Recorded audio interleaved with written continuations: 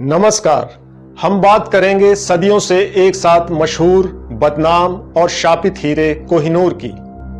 और जब बात कोहिनूर हीरे की होती है तो ब्रिटेन के म्यूजियम में देखकर बहुत सारे लोगों के इमोशंस उबलने भी लगते हैं। It was stolen. It was taken from Dalip Singh, who was a 10-year-old boy king during colonization. ये एक ऐसा बेशकीमती हीरा है जिसकी वजह से आक्रमणकारी नादिर शाह की आंखें चौंधिया गई और उसके मुंह से बेसाख्ता निकला कोहिनूर। फारसी भाषा में कोहिनूर का अर्थ होता है माउंटेन ऑफ लाइट या रोशनी का पहाड़। कोहिनूर हीरे का इतिहास क्या है? क्यों ये इतना मशहूर हुआ कि बड़े बड़े राजा महाराजा इसे पाने के लिए मरने मारने को तैयार रहते थे? और ये क्यों इतना बदनाम हुआ कि इसे शापित कहा जाने लगा? कैसे ये कई हाथों से होता हुआ ब्रिटेन के कब्जे में आया और क्या कभी कोहिनूर भारत वापस आ पाएगा? इस वीडियो में मैं आपको इन सब सवालों के जवाब दूंगा। कोहिनूर की कहानी किसी परिकथा से कम नहीं है। प्राचीन मिथकों में इसे 5000 साल पहले भगवान कृष्ण से जोड़ा जाता है। प्राचीन संस्कृत ग्रंथों में जिस स्यमंतक मणि का जिक्र है उसे ही कोहिनूर होने का दावा किया जाता है। कहा जाता है कि ये मणि सूर्य से कर्ण को मिली थी, फिर सम्राट अशोक, सम्राट हर्ष और फिर चंद्रगुप्त के हाथ में ये मणि लगी। लेकिन स्यमंतक मणि ही कोहिनूर है, इसका कोई ठोस प्रमाण मौजूद नहीं है। ब्रिटेन की महारानी क्वीन विक्टोरिया के ताज में सजने से पहले कोहिनूर सिख साम्राज्य का हिस्सा था। 1839 में महाराजा रणजीत सिंह की मृत्यु के बाद काफी अफरा तफरी फैली। 1843 में उनके 5 साल के बेटे दलीप सिंह को गद्दी पर बैठाया गया। एंग्लो सिख वॉर के बाद सिख साम्राज्य का सूर्य अस्त हो चुका था। उस समय ब्रिटिश ईस्ट इंडिया कंपनी के गवर्नर जनरल लॉर्ड डलहौजी ने मनमानी शर्तें महाराजा दलीप सिंह के ऊपर लाद दी। संधि की शर्तों में से एक शर्त कोहिनूर हीरे को इंग्लैंड की महारानी क्वीन विक्टोरिया को सौंपा जाना थी। 18 मार्च 1849 को जब लाहौर के किले पर ब्रिटिश झंडा फहराया गया, तब से पंजाब ब्रिटिश भारत की कॉलोनी बन गया। लाहौर की संधि का एक महत्वपूर्ण अंग कोहिनूर के बारे में लिखा गया था। इसमें यह कहा गया था कि कोहिनूर नामक रत्न जो शाह शुजा उल मुल्क से महाराजा रणजीत सिंह ने लिया था, लाहौर के महाराजा द्वारा इंग्लैंड की महारानी को सौंपा जाएगा।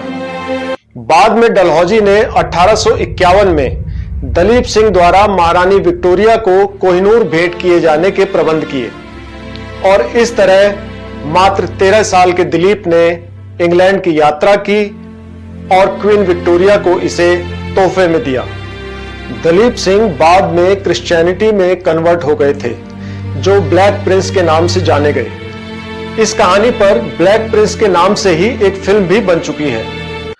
कोहिनूर सबसे पहले कहां मिला, इसके बारे में ऐसी जानकारियां ज्यादा हैं जिन्हें वेरीफाई नहीं किया जा सकता।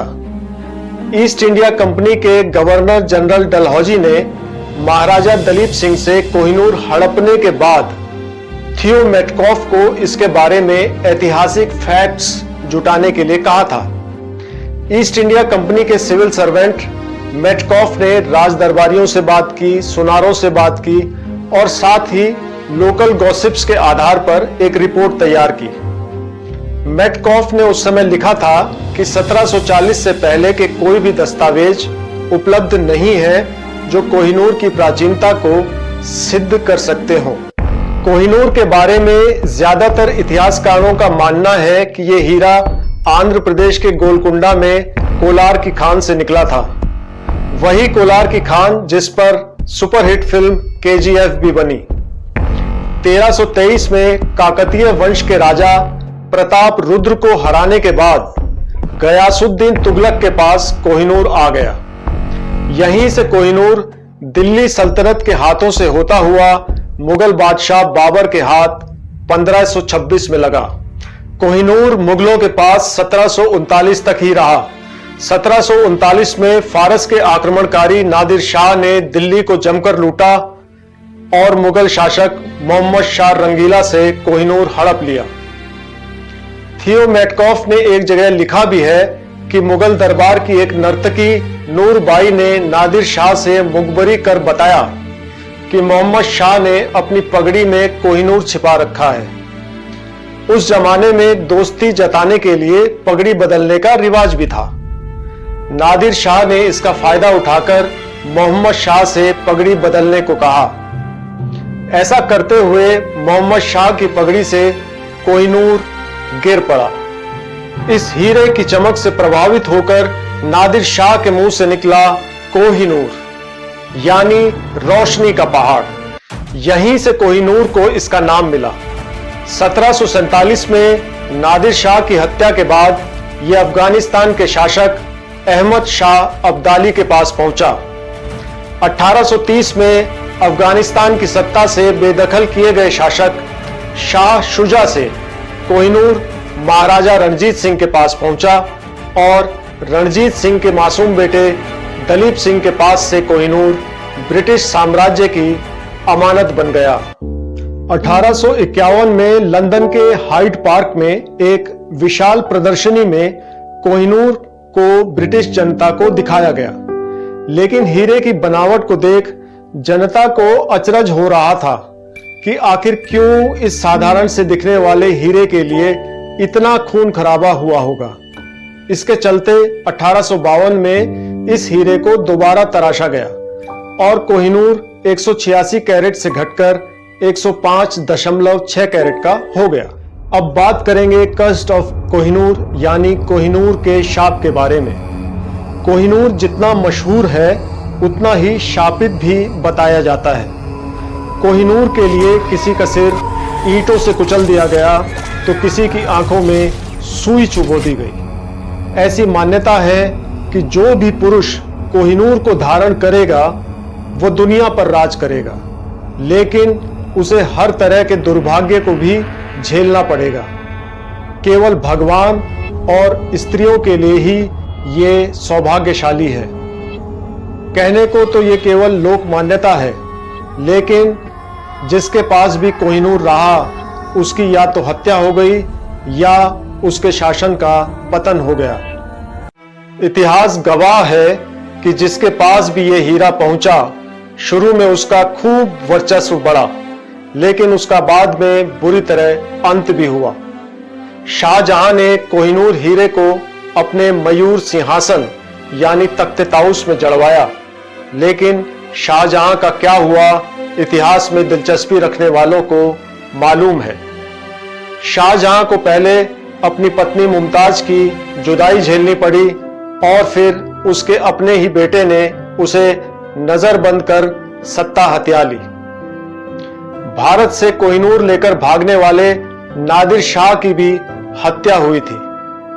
महाराजा रणजीत सिंह के पास कोहिनूर आने के कुछ समय बाद उनकी मौत हो गई और सिख राज्य का पतन हो गया। अब कोहिनूर ब्रिटेन में है।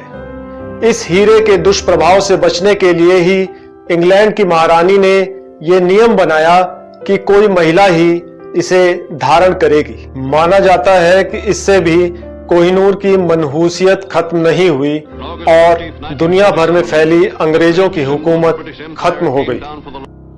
कोहिनूर पर भारत के अलावा पाकिस्तान, अफगानिस्तान और ईरान भी अपना दावा जताते रहे हैं। आजादी के बाद भारत ने कई बार कोहिनूर पर अपना मालिकाना हक जताया है। महाराजा दलीप सिंह की बेटी कैथरीन की 1942 में मौत हो गई थी। वो इस हीरे के संबंध में ठोस दलीलें दे सकती थी। आपको क्या लगता है, कोहिनूर को भारत वापस लाना चाहिए या नहीं? और अगर कोहिनूर वापस आता है तो क्या वह अपने साथ अपना शाप या दुर्भाग्य भी लेकर आएगा? आप अपनी राय कमेंट बॉक्स में जरूर दीजिएगा। शो को देखने के लिए बहुत बहुत धन्यवाद। Thank you.